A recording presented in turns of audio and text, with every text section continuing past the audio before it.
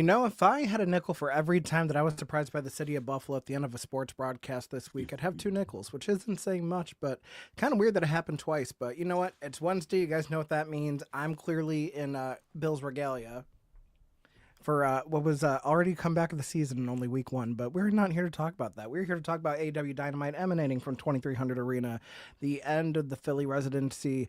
I know this Patriots fan to my right is sick of my shit with the Bills, but hey, it is what it is. JPJ, how are you?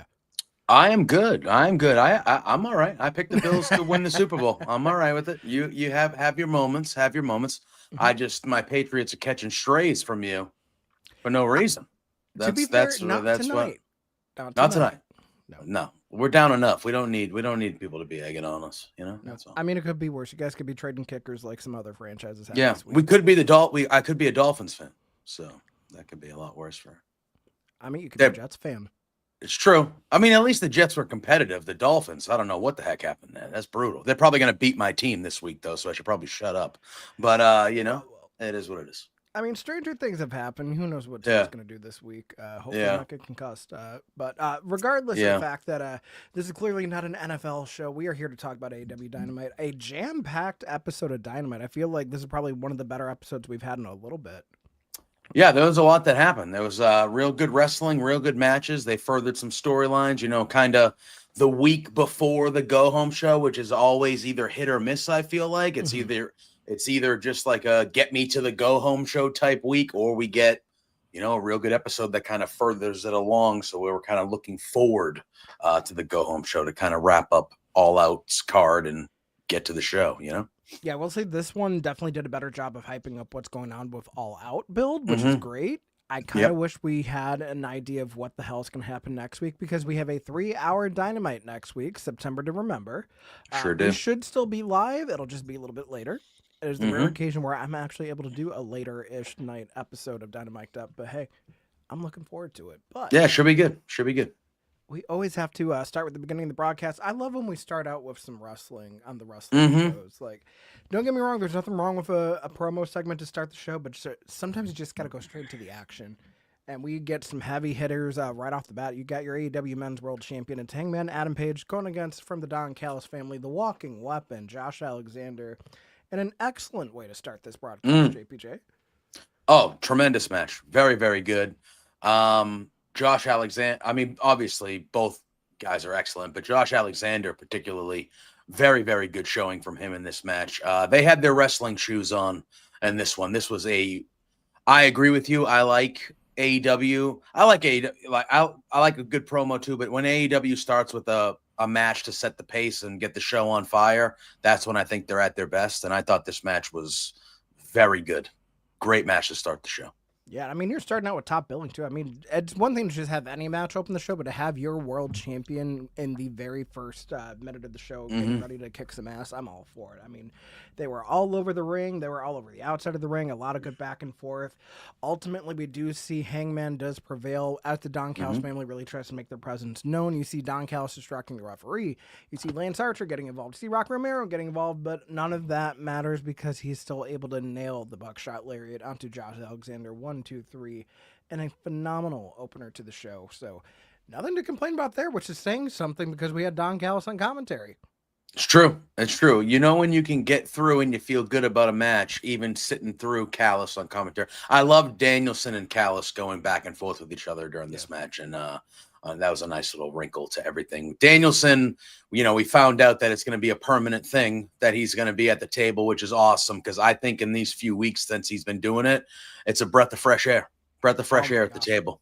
And I feel like this is a great combination of Danielson, Taz, and Excalibur. I feel like they already have a good volley going. I like that Danielson and Taz have different styles to their color, where Taz always kind of does like a pseudo play-by-play, but it's been cool to hear like Brian talk about like the whys behind certain things, because he does mention something later in the show that I think really stands out to that too. So shows that there's no one way to do commentary. As long as you're engaging and you are getting the story across, I'm all for it. But absolutely. We do also get a post-match promo from Hangman Adam Page. Let's see. He said he didn't spill a gallon of blood for someone like MJF to change his stipulation at the very last second for him when he was facing Met Forbidden Door. And he damn sure didn't need every opponent he's had to have that phallic ass dumbass like Don Callis beside them. The most important word in All Elite Wrestling is wrestling. That's what he's here to do. That's why he's the men's world champion. And out comes the TNT champion, the proto star Kyle Fletcher. Don Callis with him again. This is a little bit of a rehashing of the end of last week where we see Kenny Omega taking out that brainbuster through the table by Fletcher, as well as the challenge that is issued from this past week on Collision. But he does say that was a lovely sentiment, but it doesn't matter. Well, Hangman's holding the world championship. It's the Don Callis family that's running AEW. The Protostar runs AEW. There's a more important matter at hand, though, and that was that proposal for a world championship match at All Out. You know, he's all ears for that response, and Hangman says if he's all ears, you're lucky I didn't knock your lights out in this bitch laughter last week. But he understands he's done it before. He wants to make a point. And if he wants to make a point, he should get in the ring and look him in the eyes to do it. So after a brief consultation with Don Callis, Fletcher does make his way into the ring. And Hangman saying, you know what I see when I look in your eyes, Kyle? I see a man full of potential, yet he can't put his socks on because apparently everybody was so aghast by some ankles in the ring. It's a style, people. It's a style. Anyway, sorry. I mean, but bare ankles in that building is the thing that sets the crowd off amongst as many buck wild things have gone on in that building. Exactly. Yeah, that's the thing that was, it's just too far, Jose. Just too far. No socks. How dare you? I mean, it could be a metaphor for other things. I don't know. Maybe he wanted the house tour of Sabrina Carpenter, but that is neither here nor there. But he does also mention that he has everything that it takes to be successful in this business. He's built like a brick shit house. He could talk. He's fast. But there's one thing that he could see above all else. Hangman sees himself 6 years ago looking across from Chris Jericho in the ring, hoping to become world champion. But after last week, Kyle's not ready. But Fletcher says he's heard it his whole career. He's heard it his whole life. He's not ready. He's full of potential. He decides that he's not in his prime. He decides when he's in his prime, and he says it's right now, and he will continue on as long as he pleases. He's ready to carry the weight on his shoulders, carry the company, ready to be the world champion right now. And Hangman says, you know what, he'll level with him. If he truly wants it, if he wants to be a main eventer, then he'll give him a shot at the world title at All Out, but Hangman needs something from him.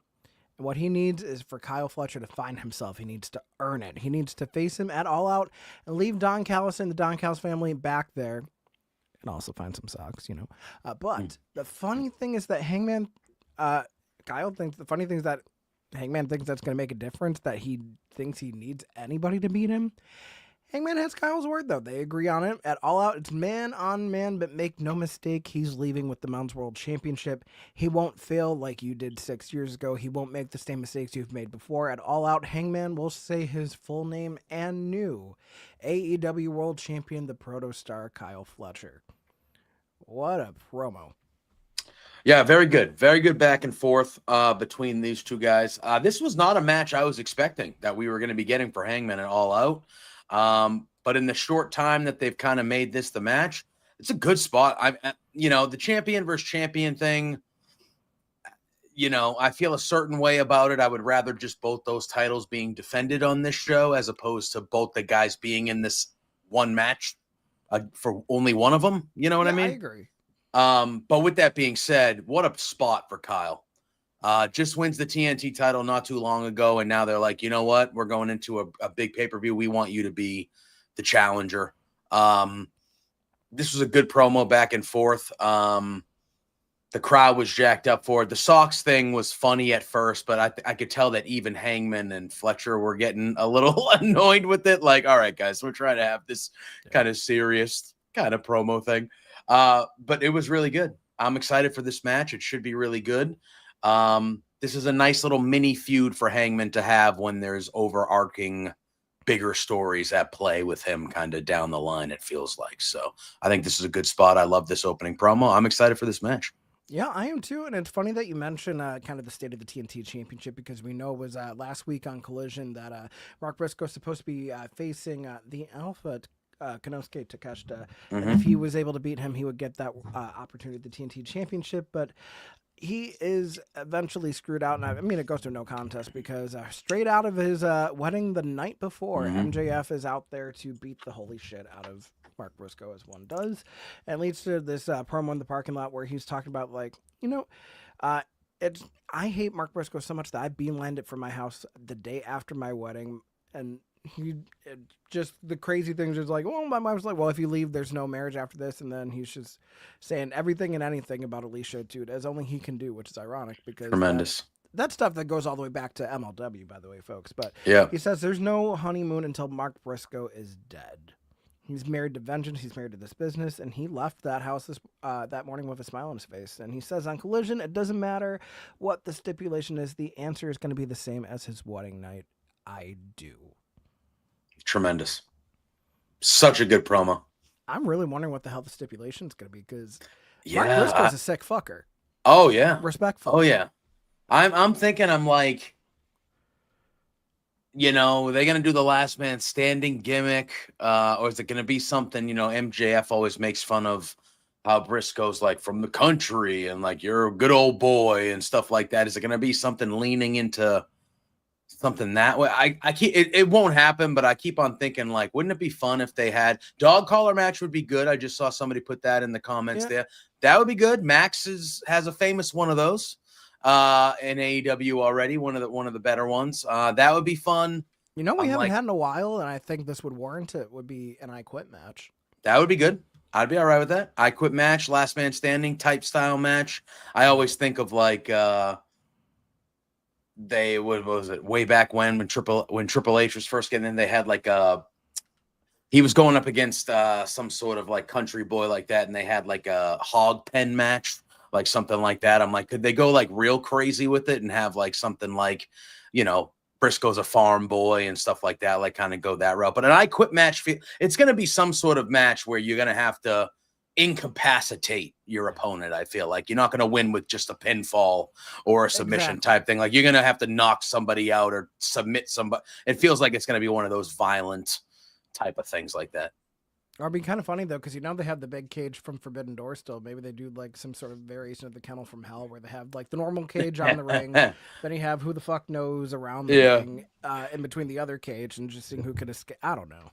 Yeah. I don't know. It's AEW. They do some hokey shit, but I'm all of course. Of course. I love it. I love it. But, again, this has been a feud that I have loved, Max and Briscoe. Like, this has turned out... You know, I just thought it was going to be this little simple little mini thing they would do and to kind of build to that gauntlet match a few pay-per-views ago. But they've turned this into like a longer term, really good feud for Max with Briscoe. I think they really play well off each other. I would love something to happen to cause Briscoe to beat him, whatever the match is.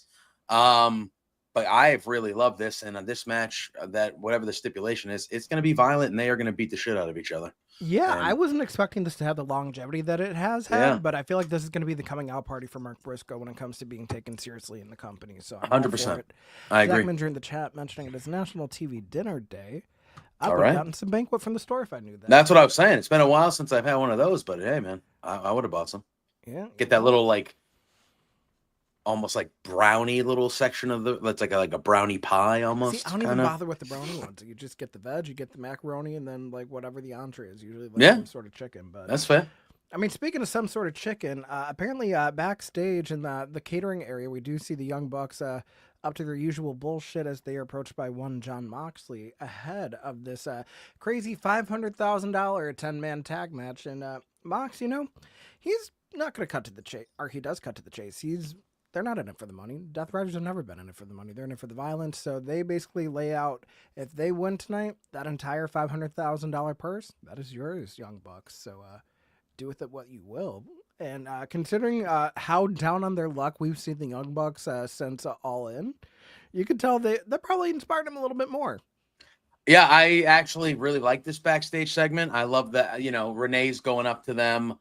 You know, she's saying, hey, you know, big money match tonight. And they're acting like, oh, once we win, we're not going to have to eat this terrible catering food. We're going to be able to DoorDash from all the fancy restaurants. And then Nick Jackson's like, yeah, and I'm going to go to the casino and double my money on the slot machines and stuff like that. And then they walk over and the Dark Order is sitting at a table and they're old friends. So they go to sit down and the Dark Order is like, no, you're not sitting with us. Well, you're not cool enough to sit with us.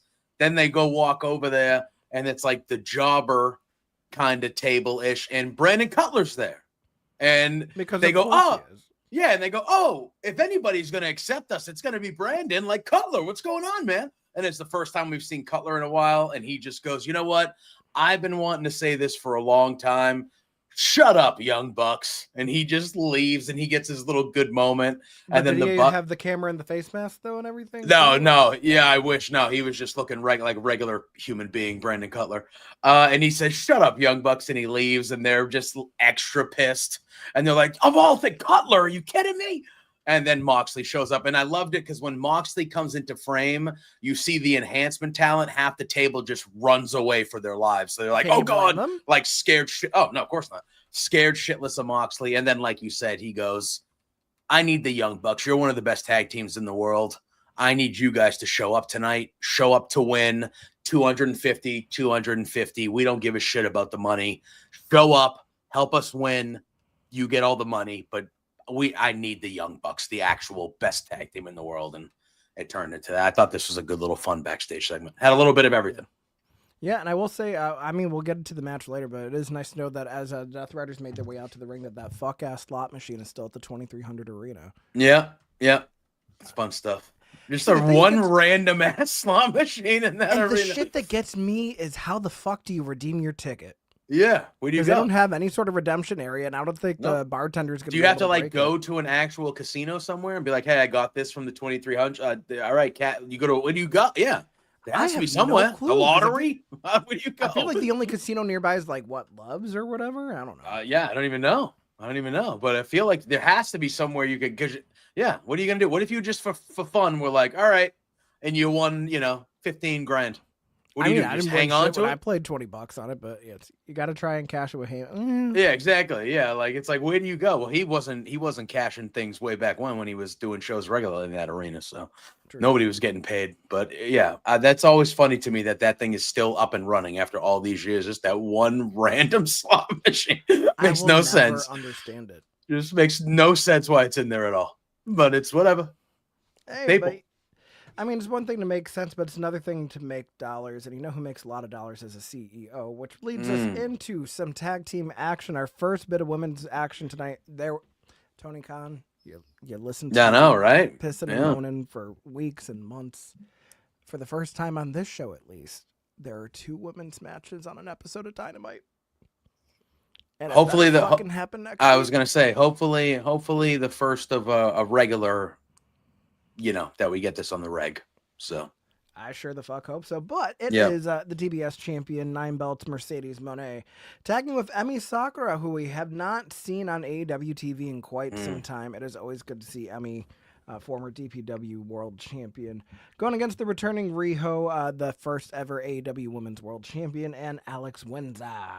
And this was another This was a fun tag match. I enjoyed this one. I did too. This was really good. Really good. You said it already, but good to see Emi Sakura. We haven't seen her in a while, but she was really good in this match. And I say it every week, and I know it's probably sounding old to the people that pop in.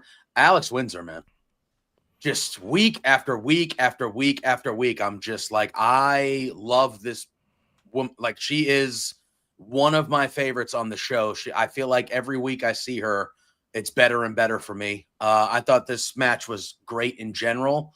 Couple spots, whatever. But I thought Sakura was great. It was good to see Riho in action for the first time in a little bit. And again, Alex Windsor was the standout to me in this match. I have dug her more and more every week that I see her. She's fantastic. Yeah, I feel like Alex Winter's proven to be one of the best signings we've had all year, which is a great acquisition for AEW. I think this is Riho's actual first match since she came back from injury too. So I know it looked like someone in the chat was mentioning a little bit of ring rust. It wouldn't surprise me, but I mean, for the spots that we did get, I quite enjoyed it. I know they had that cannonball from the outside that Alex Winter hits to take out both women, and then Riho goes off the top.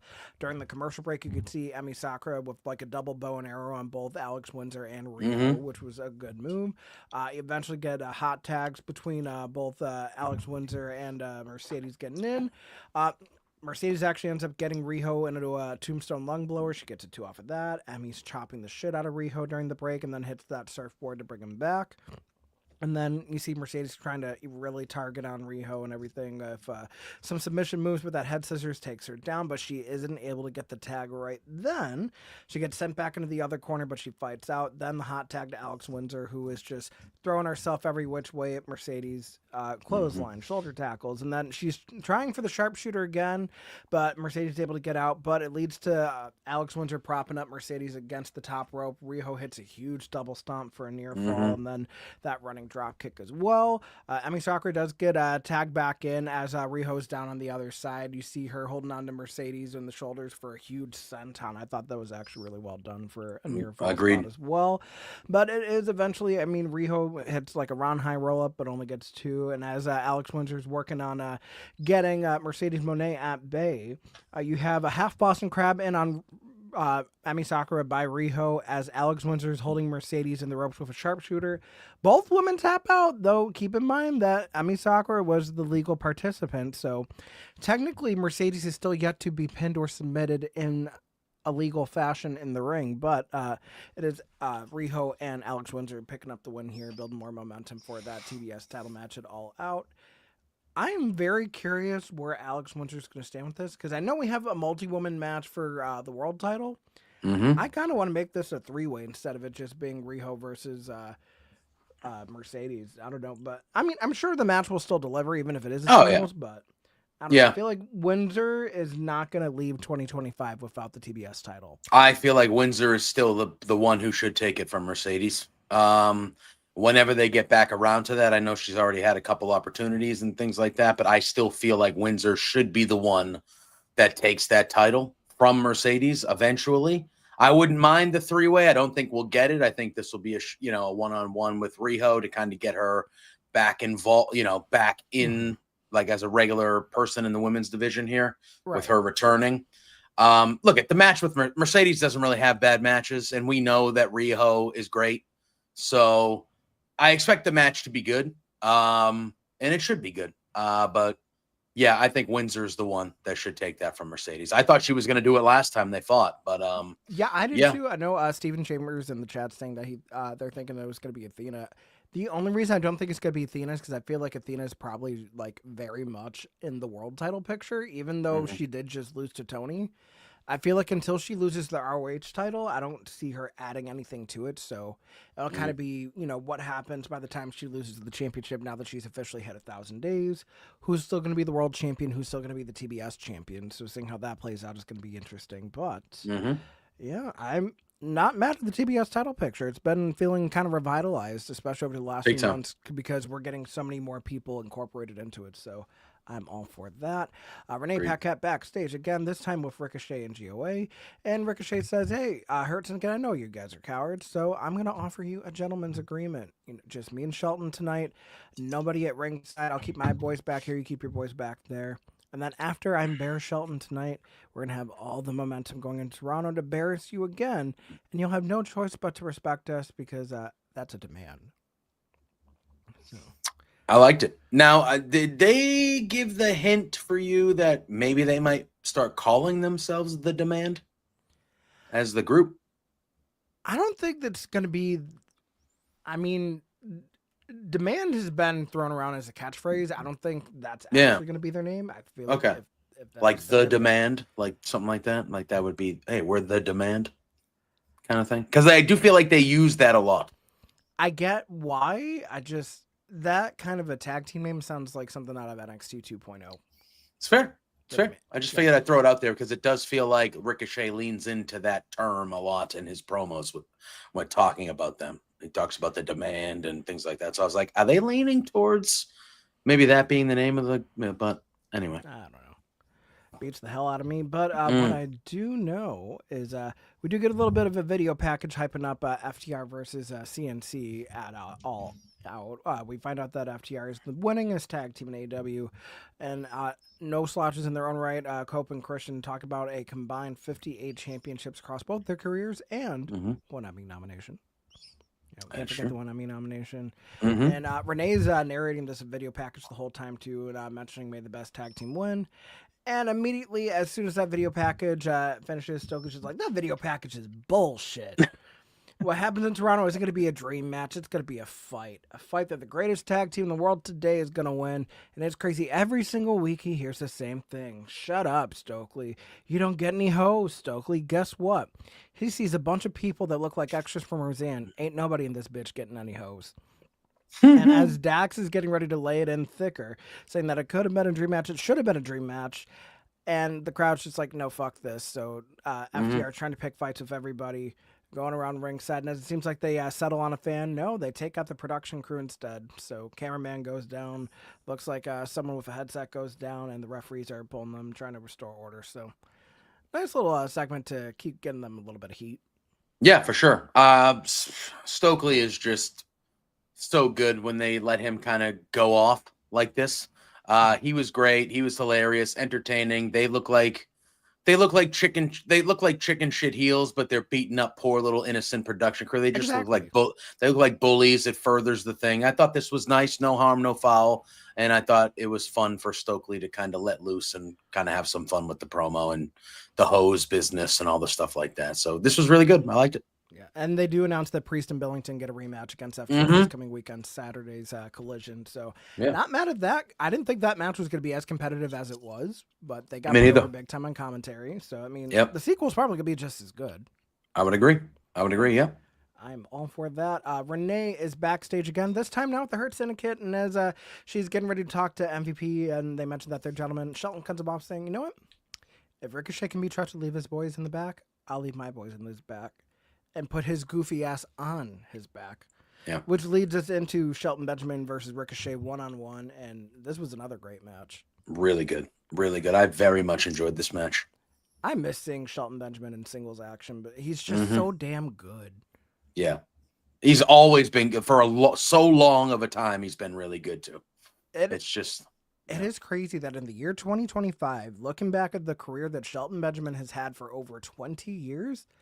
This man has still never held a singles world championship, and it pisses me off. Yep. I don't know, but it definitely should have happened. He's been very good, consistently very good for a very, very long time. I almost feel like he's getting his, this whole run that he's had in AEW. And the way they presented him, especially at the beginning before Bobby got there, and just the way the crowds respect him, I feel like he's getting his flowers now. Like he's getting almost like acknowledged, like, hey, man, like what we're talking about, like you've been good for a long time. Like I'm glad AEW is kind of treating you with that respect, the way that they present him. I thought this was a good night for Shelton. Yeah, and I like that Shelton's kind of adapted his style over the years, too, because he used to do so much high-flying stuff, but he's really showing more like the power side. He's bulked up more. His striking has always been on point, but especially tonight, it was just him and Ricochet were hooping, so I don't ever be mad at that. I mean, right from the onslaught, Ricochet, corners him with a drop kick, then he's diving over to the outside, then he hits a springboard 450, and then you see Shelton just give like the heaviest kick out possible. Yeah. Like, fuck you. No, but he fights back. He sends Ricochet into the turnbuckles, out of the ring. Then he's going in between the barricade, the apron, and then into the barricade again, this time getting suplexed on top of it and then onto the floor. And then you just see Shelton throwing him around like he's going to do a pump handle. And he's just like, no. Throw him straight in the air, drops him. It was just so good. Yeah. And then see Ricochet trying to hold on to the ropes. He gets dumped to the outside, but he uses that momentum, hits a drop toe hold. Shelton goes face first into the announce desk. Shelton trying to fight back and everything after the break because Ricochet's been able to maintain that control. Hits a few different suplexes, including a huge German. But it looks like he's going for one again as Ricochet kind of goes through. He rolls through, hits a double stomp, and then a big running knee. But as it looks like he's about to hit a third kick, Shelton takes him down for a super kick for both of them to go down. And here's where things kind of get a little bit crazier, too. So Shelton looks like he's going up top. Ricochet ends up meeting him up there. Big Spanish fly gets 2. And Ricochet pulls out those golden scissors that we've seen him use on Swerve Strickland in the past. As it looks like he's about to use them on Shelton, he gets caught red-handed by Shelton and Bryce Remsburg. Shelton has him in hands, and he's like, fuck this. Splits him in half, throws him away. And as he's getting ready to take care of Ricochet once and for all, you'll never guess what happened. A gentleman's agreement was not a handshake deal, was not written into law. Because Toa Leona and Bishop Khan make their way out. Khan's holding the referee hostage as you see Toa Leona hitting a huge headbutt. Ricochet rolls up Shelton for the 3 count, and then immediately after that, you have MVP hightailing it out to ringside, cane in hand. He hits a big monkey flip on Bishop Khan, and then see Toa Leona starting to fight with Bobby Lashley on the other side. And then Ricochet taking a huge super kick in the middle of the ring, and they just have this big pull apart brawl to take them into the backstage area. But, I mean, it's a good way to build heat for the match. I wouldn't have minded if this was a little bit more decisive, but, I mean, I'm not mad at the prospect of more Ricochet versus Shelton Benjamin in any context. Not mad at all. This trios match is one of the matches I'm looking forward to the most at this show. I think it's gonna be a sleeper hit, which is kind of crazy to say that, but it should be a very good match. It should be really, really good. It could be a show stealer. Yeah, I feel like the one watching that match is honestly still going to be MVP, though, because I want to see what tricks he's going to pull out there, because, I mean, he has that jiu-jitsu background now. He's gone to Japan so many times, so he's definitely not the MVP that we all knew back in the day who was balling on SmackDown. So he's really made his way around the world and become a wrestling superstar in his own right. And it's always interesting that he doesn't have to wrestle to stay at the top of his game. So Agreed. Yep. I'm very intrigued to see him wrestle because it's very few and far between, and they make it feel like a special thing when he does. And I'm looking forward to seeing what he's got up his sleeve. I am too. And then it also leads us to a little Hook vignette. So he's rehashing about everything last week. He admits that he was kind of hot. So he appreciates Samoa Joe and everything that he's done for him. And he does appreciate the fact that the ops are still going to have his back. He says he was tight about, being replaced while the body was still warm. But you know what? He came from sports. He gets it. When you're out hurt, the next man goes up. And he appreciates that they'll always have his back. But he's saying maybe now it's time for him to stand on his own. Or maybe not. What could that mean? Fuck if I know, especially considering the way that this Dynamite ended. I really don't know. But I'm very intrigued because obviously that is a major tease that maybe he might align himself with somebody new, a new team, a new whatever. So I am interested to see what that actually means. A nice little tease right there. I thought this was good. I thought the scene, kind of him being outdoors, kind of, outside, cutting a promo, looking good. I like the aspect of the ops still having his back and him just kind of being like, all right, I appreciate that, but like, I'm going to do my own thing, but appreciate you guys still kind of looking out for me type of thing. I liked it. I thought it was good. Yeah, and considering the way that Hook was brought in, where he was kind of like the silent killer, like it's actually really fun to see his personality come out more, him talking more in promos, where like he actually gets to have emotion. Agreed. So, yeah, it's been a treat. We come back from the break. Tony Schiavone is backstage with Don Callis and Kyle Fletcher. It is official for All Out that Fletcher is challenging for the World Championship. And Don says he has so much faith in Kyle that he doesn't need anybody out there. I mean, just look at him. Nobody looks like him, talks like him, wrestles like him. And the final step is only 2 weeks away, and then Don Callis' family will have the world title in their hands again. And Kyle says to trust him. He'll bring it home. And that leads us right into the next segment. We have ourselves a good old-fashioned Philadelphia street fight. You love to see it. It's AEW Women's World Champion Timeless Toni Storm going against Triangle of Madness's Sky Blue. And this match was for the sickos, and I'm okay with that. Sure was. Yeah, no, this was a good old-fashioned street fight. We saw some spots in this match that were quite entertaining, quite fun. Staple guns in certain parts and areas on the female anatomy. I believe I described them as sensational features to get around being demonetized. Yes. No, this was a lot of fun. Weapons galore, really honoring the ECW-ness of that arena. This was the last Dynamite. I thought the way that these shows were presented, it's a small room, under 1,000 people in there.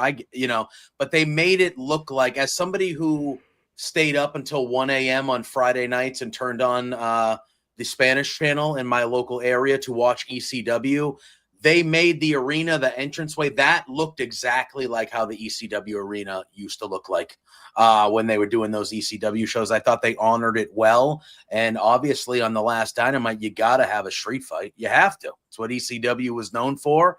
I thought that these two honored the street fight in that room. I thought this was a lot of fun. Good spot for Sky Blue to be in there with the world champion. She held her own. It was fun. She was good in this match. This was one of the highlights of the night for me, Jose. I liked it. Oh, I fully agree. I mean, we talked about some of the weapons they had. They had everything. Like it was like a Stefan segment. So you had a VCR, you had a table full of mousetraps, you had RG City's audition tape. I mean, like you couldn't ask for much more. I mean, the staple gun that goes into every orifice possible. I mean, yeah. I do like the fact that Tony had that Sandman tribute during her entrance as well too. Oh, that was very good. And they had the black and the white, and you saw like the red with the very well done. Very well done. Kendo sticks, they had chairs. I mean, they had anything you could think of, trash cans, they had signs. I do like when they were battling on the barricade though, especially too, where it kind of seems like she's gonna head to Storm Zero onto Sky. They end up getting both down. They fall to that seated position, and then Sky reaches into the crowd. She pulls out, it looks like a fan sign, but it's actually gimmicked into like a street sign that just cracks Tony in the head. So I love how creative they got during this match, because it felt like just where things couldn't get any crazier, they do. When they unveiled the mousetrap table, I was expecting that. And the fact that like Tony's trying to get commentary to eat like random sliced cheese that she had there, Brian's like, no, I'm okay, that's dairy. And then Taz isn't a Swiss guy, he's a Munster guy. Excalibur, that rat bastard, I guess no pun intended, does eat the cheese. And then we see it looks like Sky Blue gets her hand caught in one of those traps, and then as Tony's bringing her back on the apron for a Storm Zero attempt, she fights out of it. Sky power bombs Tony onto the mouse traps, but the table does not break. Yes. And this is where Bryan Danielson mentions that, and I appreciate this, that going through a table fucking hurts, but when the table doesn't break, it hurts even more. Yep. And he would know. He would know. I mean, the only other authority I have on this is, I'm Bill Sponfield. We know a thing or two about a fucking table. So. Of course. Yeah, I mean, that's what you guys are known for as well, is jumping off high shit and through tables. Yeah, I think 1 year where like that kind of became the thing. So this is kind of funny, Jose lore. So back in the day, my grandparents had like this old Ford like Ecoline van that was like custom on the inside or whatever with like purple velour furniture. We had that thing for years, and then we get rid of it to give it to my one uncle. His son takes it to the Bills game during one of the tailgates. He climbs to the top of this old ass like E150, and I think that was the first like table breaking video that went viral for Bills Mafia. So yeah, there you go. Yeah, that's a little bit of lore for me. But going back to the match, we do see eventually Toni Storm in the ring. She sets up a chair and hits a Storm Zero, takes out Sky Blue, picks up the win. And not too long after that, you see Julie Hart and Tekla make their way out there. So Triangle Madness trying to prevail. You have Chris Statlander coming out trying to get a little bit more of an advantage to help rescue Toni Storm, but it's 2-on-1. Jamie Hayter comes out as well, too. It seems like, odds are even. No. You have, it looks like Julie Hart's getting a 2-for-1 special as Jamie goes to lariat her. She ends up getting Chris Statlander instead, so she goes down, and then they take out Jamie Hayter, and then it's just Tekla alone in the ring with Toni Storm, who spears the shit out of her. Yes, she does. This was fun. This was a nice little post segment. I love the Jamie Hayter Statlander thing that they did there with her accidentally hitting Stat. Very intriguing because Stat still has that stuff with the Death Riders going on, and layers. We're getting a little bit of layers here in the women's division with multiple things happening with Statlander, and now we got the Hayter stuff. This is really good. It seems like Tekla is kind of being the focus as like the main person in the triangle right now, which I like because I'm still very intrigued by her because I want to keep on seeing more and more and more and more of her. I like this. I thought the match was fun. I liked all the stuff that happened after this. I'm intrigued to see where some of this stuff goes, especially, I mean, if we're heading towards a Statlander, Jamie Hayter little thing here, sign me up. I'm good to go. So, I mean, any combination of those four that are in the four-way match, I'm all for in a singles. But agreed. We're talking about all these layers, so I guess in the spirit of that and Ronco Rotisserie, there's more because Willow Nightingale is now backstage with Renee, and she talks about wrestling's kind of crazy and there's always some stuff going on, but she tries to make it a good place. But when people defy it, she takes personal issue with it, and as people defy it, they should get punched in the face. And if they do it again, she'll punch them in the face again, and that leads her to wanting to issue a challenge to Marina Shafir, who has been a thorn in her side for the last few months with everything going on with the Death Riders and the Ops. And Willow wants to fight her so bad, but before she can finish that challenge, In comes Harley Cameron, face paint and guitar and all. She's trying to serenade Willow. She asks what her favorite chord is. She says G, like, okay, C major, which, by the way, as someone that was going to Excellent. be a music teacher in his past life, that was not a C major chord that Harley played, which made it even better. Which is always funny because Harley's actually a talented musician and Yes, can she sing her is. ass off. So she's serenading about like how Chris should, or that Willow can reunite with her and with Chris Statlander, and she'll paint a cat on their face. And Willow does say, "Yeah, you know what, Harley, you're lovely, but I wouldn't do it with Chris. I've been down that road before, and we all know how it ends. Mm-hmm. And we also know who she's really friends with, so you need to watch her back." So as Willow walks away, Renee Paquette, bless her heart, she finishes the duet to "Cat on Your Face." And that will be on Spotify tomorrow. I guarantee it. It should be. It should be.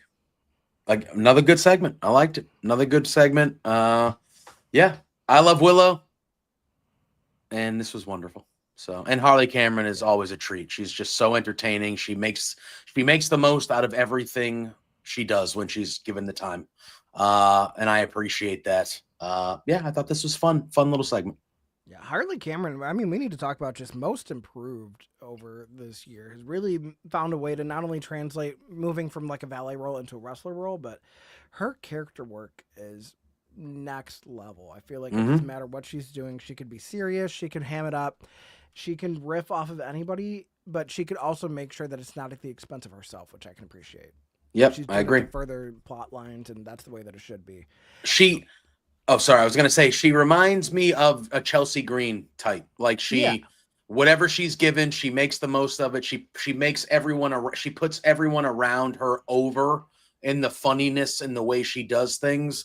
I get that Chelsea Green-esque vibe with the way she kind of attacks these little spots she's given. It's appreciated. I think she's really, really made something of herself this last calendar year to year and a half. Yeah, I feel like in a perfect world where contracts be damned, we would see Harley Cameron versus Chelsea Green in one way, shape, or form. Yeah. I know I would be thoroughly entertained by that. Oh my God, yeah, it would be tremendous. But on the topic of things that thoroughly entertain us, it is time for our main event. It is the $500,000 10-man tag team match. We have our World Tag Champions, Brodito, tagging with the World Trios Champions, the Ops, going against the Death Riders and the Young Bucks. And of course, we have the ante upped for the Young Bucks, that if they win that whole prize purse, that's just theirs on their own. We see the Young Bucks coming out to like 2019 Young Bucks music. Yep. And it looks like passport photos with their shoot names. Yep, sure did. They continue to just do great stuff with this whole Ron John. Yeah. What was that? I don't. Yeah. I might be old. Yeah. Ron. I mean, fine. Okay. Yeah. I mean, that should not be surprising considering they're from Rancho Cucamonga of all places, but It's still, true. I digress. Yeah. But I mean, this match was all over the place in the best way. I mean, we've said this ad nauseum whenever AEW does like the big tag team matches. The thing I liked about this one is that it didn't go too long. Yes, it was 2 segments. Yes, there was a commercial at 9:54, but this one had more urgency to it than a lot of the other ones do, just because, I mean, you're starting at around like 9:40 something, whatever, and they didn't give us a ridiculous overrun, which, thank you, Lord. But yeah, no, I like the fact that they made sure, like, okay, we got to get everybody's shit in, and then on top of that, it's going to be what happens after the match that really helps to stand out. But, I mean, overall, this was a very fun 10-man tag, JPJ. Oh, yeah. I loved it. We talk about it all the time because they do these matches. They know how to book these matches. Pure chaos, making everybody look good. Everybody gets their stuff in. Everybody gets their moments in this match where they kind of stand out and look great. They know how to book these 6-man, 8-man, 10-man super matches that they have. You added the element with the money in this one to kind of up the stakes a little bit. This was really good. And yet again, we say it all the time, the Young Bucks are leaning into this, run of their bad luck, poor man Young Bucks, but then they get in these matches and they just continue to prove to everybody that they are still one of the best tag teams in the world, as they did in this one, and they got the job done, and they are $500,000 richer. The Young Bucks finally catching a break. Jose, finally catching a break, these poor Young Bucks. Now, the $1 million question, or I guess the $500,000 question in this case, but But how much of it is going back to some predatory loans? Because when someone's down on their luck, they're the first ones to go get that personal loan, go to the Rent-A-Center, just like start Yeah. getting all these different payments that are just going to be absorbed immediately. So, do we think they're actually going to make good on this $500,000, or is it all Listen, just immediately going to the big Uncle Sam guy? So, I don't know. I don't know. I hope not. I mean, Nick Jackson openly said he was going to the casino to bet it all to double it. So hopefully that ends up going well for him. You think I would be? We're gonna get a segment out of it. They're gonna show. We're gonna get a segment of them with all the money, trying, I still want them seeing to what play that happens. damn So slot machine. they absolutely should. They should. You can film it right after the show it next week, or show it on Collision, however you want to do it. But I am expecting a vignette or two of them kind of doing whatever they're going to do with the money, hopefully, and they lean into it even more. So, Yeah. See, I could just imagine Nick Jackson right now. It's him in a row of machines with a bunch of seniors, and you know how they have those like slot tournaments at the casino where it's just like you get 3 minutes, try to hit as many times as you can. I could just see him like at the machine, just like, yeah, that'd be funny. I would love it. I really hope they actually do some like stuff about this. I think They it would need be to. very, yeah, it's warranted. Yeah. But speaking of things that are unwarranted, after the match, we do see not only are everybody upset the fact that not only did the Bucks win, they cheated to win because they had Bandito rolled up. He was going for the 21 plex. Looked like he was going to try to do a monkey flip, but instead, feet on the ropes, ankles held onto the ropes. Paul Turner, what the hell? You had one job, and that was to bury the Young Bucks, and you did not do that. A phooey. Yep. But no, that's not the real chaos that happens after the match. We have, Brodito does take out the Young Bucks. Nick Jackson still holding on to the money as he's getting his ass kicked all the way up the entranceway. Which leaves the Death Riders to taking out the Ops and everything, too. So it seems like Powerhouse Hobbs is getting a 4-on-1 beatdown in the ring. Darby Allin's music comes out. He hits the ring. The Ops end up taking out the rest of the Death Riders at ringside, leaving just Darby and Mox in the ring. But a mysterious figure comes in and attacks Darby Allin from behind. And it is unveiled that it is none other than Daniel Garcia. Loved it. Yeah. I mean, didn't expect it to be this soon. Not even just that, but I was curious, like, if we were going to get like more vignettes about it, because the way things happened on Collision, where, I mean, yeah, Mox beat him again, but like you see, like the way that he walks away from Matt Menard, like I want to get more into where Daniel Garcia is in this crossroads. No, I feel like they kind of jumped the shark on this one a little bit, but yeah, they went right into it. This was, a lot sooner than I was expecting, but I thought it was a really good angle. You could hear the crowd's displeasure, very much so. Real good. We all knew this was going to be the route they went anyways, but it does. I mean, I'm not going to lie. I'm very curious to see where the hell Hook goes with this.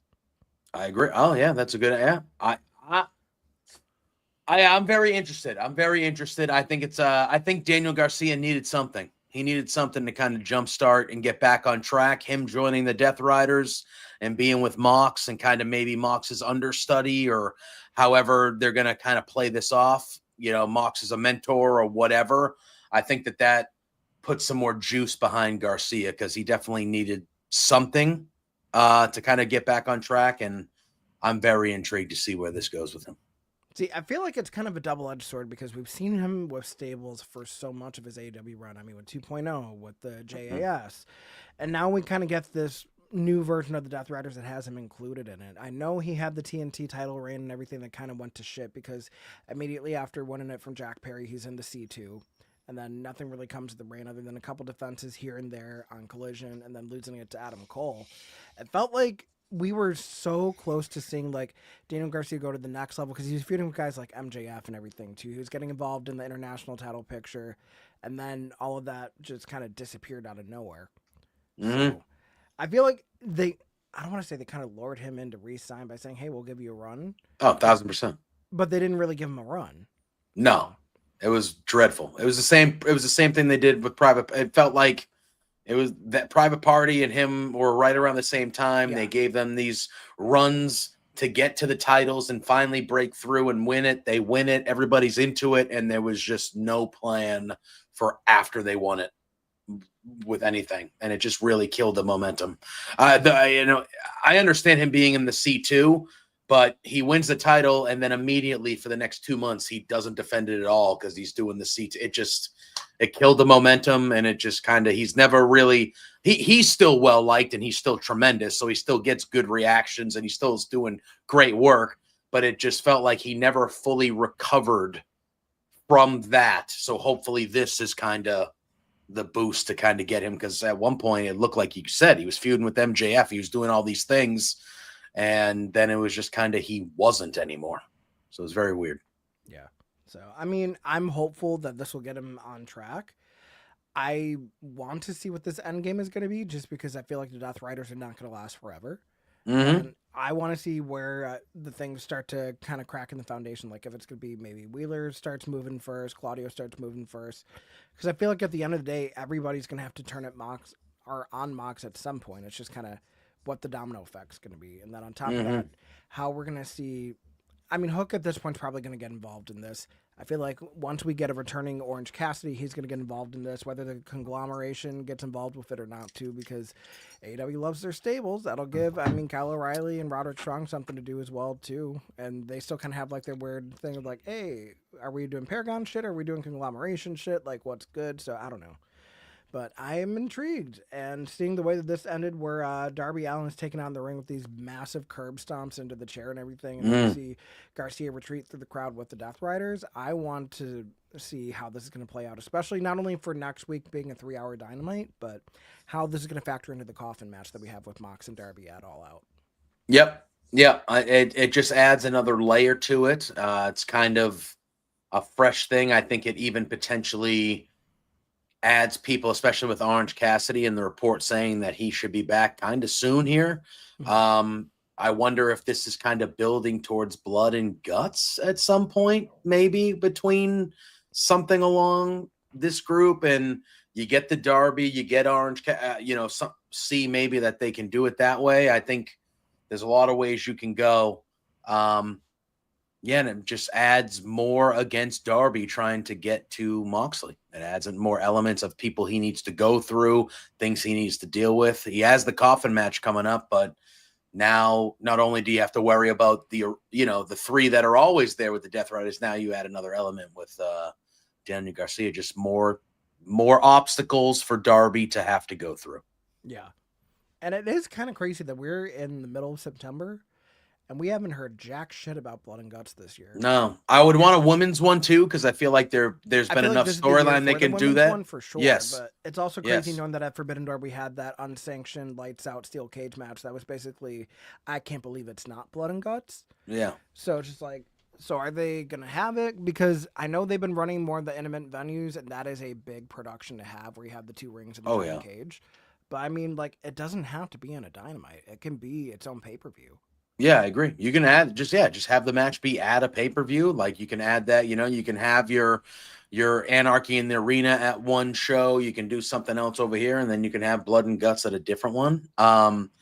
It feels like they have a couple storylines, and this could be one of them, where they're adding more layers and different people to it that you could potentially build up to something like that down the line. So we'll have to see where this goes, but I am intrigued.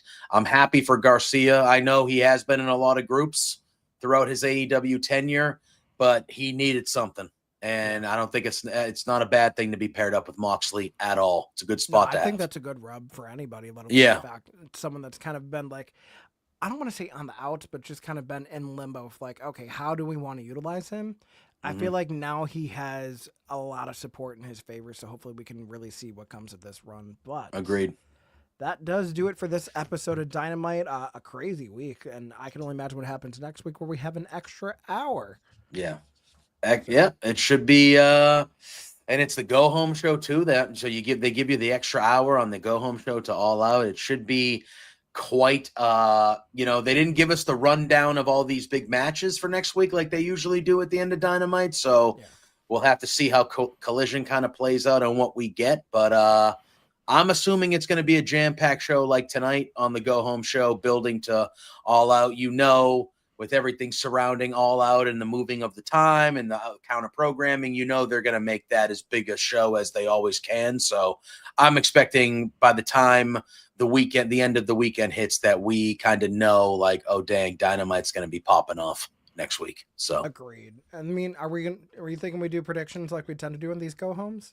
Yeah. I'm sure we'll have plenty to talk about, obviously, especially with the supersized show. But yeah, I feel like we do our normal thing where we're kind of talking about, we're doing a preview pick show, but kind of layering in what happened with said match on Dynamite or things like that. Yeah.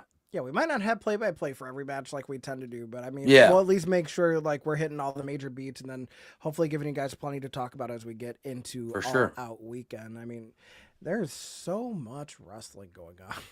There's a lot of things happening, good and bad, but there are a lot of things happening. There's a ton of things, big returns, heading both pay-per-view on the same day, and they're both massive shows. Then it's next week is going to be a big weekend for wrestling, and there's going to be a lot to talk about in both things. But there should be a lot to talk about here next Wednesday after Dynamite. So, and I will say, watch what you watch. Don't watch what you don't want to watch. Just enjoy whatever it is that makes you happy with wrestling, guys. I'm never going to condemn anybody for wanting to sit something out because of things for business reasons. I totally understand it. There's things that I'm not a fan of for whatever reason, but I'm never going to yuck anybody's yum. And I feel like that's a lesson that a lot of people in wrestling in the last few weeks could definitely benefit from hearing again. So agreed. Whatever you like is what you like. I watch both. I will be watching both. I feel a little positive and negative about AEW moving times. I think, there's good to it. And then I can see the other side of it, of why people might be a little bummed about it too. But as a wrestling fan who watches both shows, yes, it creates a longer day time-wise for me, but now I can actually watch both shows and not have to worry about, I got to watch this one first and this one. I kind of, it makes it a little bit easier for me as a fan who supports, maybe not supports like one company, but I watch and support the talent in one company and AEW. So, that's another thing. Always support the wrestlers. Don't support the companies if you don't feel like that's the way to go about it. But what I do know is we will have you guys locked and loaded for everything AEW All Out here next week. I'm excited about it. JPJ, I mean, you are the man that has a million hats in a million different things. What is going on in your world? Tomorrow night, 8 p.m. Eastern, over on Love Wrestling, Between Two Beards, with our friend, my pal, your pal, my main squeeze, Pluggo. You can follow me just right here at JPJ Loves Gaming. I do some stuff. Obviously, I'm here every Wednesday with you doing this fun thing. I do that over there with Love Wrestling. I also do a show called The Swarm a couple times a week over on the Hive Media. And then I'm streaming, 2, 3, sometimes 4 times a week playing video games on my own Twitch channel. So you can find me everywhere, man. Like you said, I try to maximize my time, my free time when I'm not doing the shoot job, to kind of do as much stuff as I can, wrestling related, sports related, all sorts of things. So just follow me. You'll see all the notifications. I'm a little bit of everywhere, but yeah, we're doing a lot, man. We're getting after it as much as we can. Yeah, I know. I'm going to have a lot going on in my world, too. Next Friday, the 19th, this is not wrestling or content related, really, but I got to do a track-by-track interview with one of my friends who's a singer-songwriter, and her debut EP is coming out next Friday, so keep a lookout on socials for that. Her name is Darian Savoy, so if you enjoy, like, R&B, neo-soul, stuff like that, you'll probably enjoy the record there. I'm very proud of it just because it's something that I don't always get to do, where I get to do fun interviews outside of the nerdy stuff, so I'm all for it. I might sprinkle in a Twitch stream or two because I've been playing Everybody's Golf on the Switch too. It's great. It's been taking me back to my heydays. I grew up on Hot Shots Golf, so I will play the shit out of that game. I do have a little thing going on Twitter, so if I do make it to 1,000 followers by the end of September, I will let you guys in on what is to come with me on my own channel coming down for the fall. So exciting things there. Who knows where I'm going to end up too? So I mean, just keep your eye on Jose in the Air everywhere. So you could see me tweeting during Bills games. You can see me talking about wrestling, non-wrestling stuff. I mean, it's a who's who of what the hell I could be talking about. But until next week, we will see you back here at bodyslam.net. Make sure you guys are checking out Bodyslam on YouTube, on Twitter, on Instagram. The Patreon for $5 a month. You're getting some major scoops. God bless Corey Hayes. Oh, man. Constantly breaking news left, right, and center. I mean, an unsung hero for Bodyslam, but really, he's been holding down the fort, especially when it comes to the Patreon. So kudos to you, Corey. But until then, everybody, you guys have a good night. We will see you back here next week for September to Remember on DynaMic'd Up.